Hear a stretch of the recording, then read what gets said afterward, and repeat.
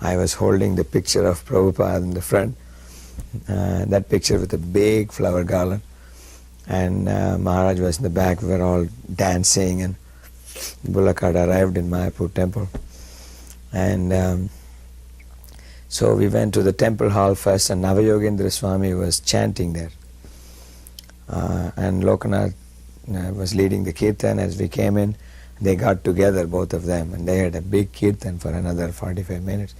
By the time it was already 11 o'clock, over 11.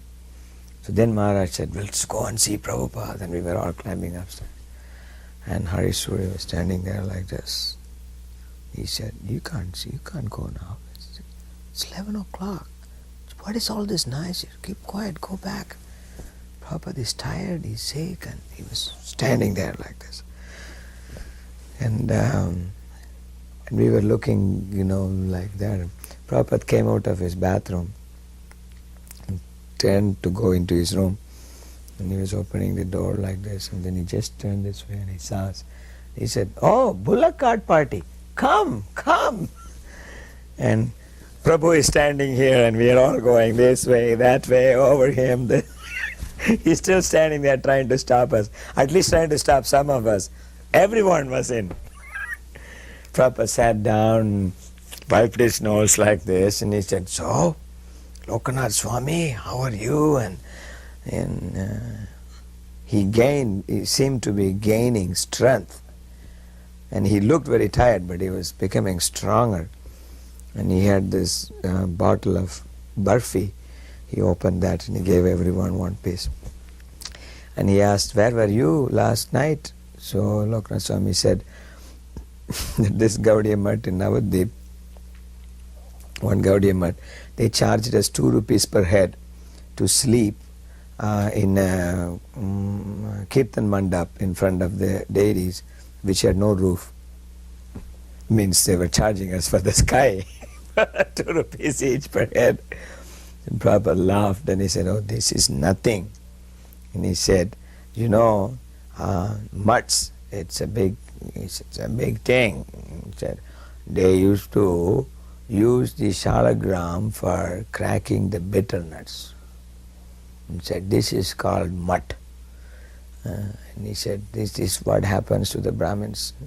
Like that. And then he said, then he asked every single, after Allahabad, till Mayapur, he was asking, "Did you go to this village? Did you meet this man there?" He said, "Did you go to Fatehpur? Did you see that Gaurnitai Bhavan? Those nice deities? Did you visit there?" And then it was like every single thing that was green in our memory, he was saying. And he said, "You know how I know these places? Because I have gone to every single place for preaching." He said, "I was staying in Gaurnitai Bhavan." And then he was telling, "Did you go here? Did you go there?" And he said, "How did you do the Bihar side? How did you do the Bengal side? Were you in Bardwan?" So Lokanath Swami said, "Yes, we came by the truck, but we got down in Bardwan and we started from there." Like that. And he was talking for a long time. Most probably he was talking for over an hour. And then he said, "Now that you have come to Mayapur, now you should go to Puri." Like that. And that was the last thing he said. And, There were many stories. Then another time when we had the first Portuguese Bhagavatam, we were again, the same thing, we were so eager to give this to Prabhupada. So I was taking a flight from Sao Paulo to Lima, Peru, and then on to Los Angeles. And so the airport was in a very strange place, and every time we went there the car got lost and it got lost again. And we finally arrived at the airport after the flight had already boarded, and we were just determined we had to get this Bhagavatam to Prabhupada.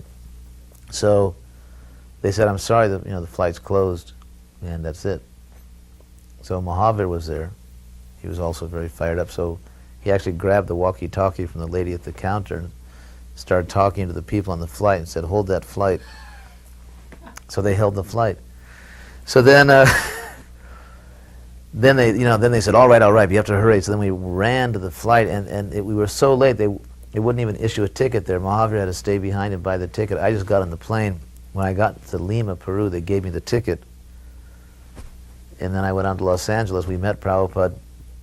He arrived that next morning. He went on his Vyasa-san, spoke, and then I was so eager to give him this Bhagavatam because it pleased him so much, actually. You knew that it would always please him to give him these books.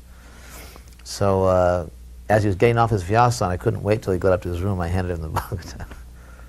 So then we finally went up to his room, and he looked at me and said, "This is your most important service, printing and distributing books." So when he said that, those words, I felt went deep into my heart. It was actually a very important moment for me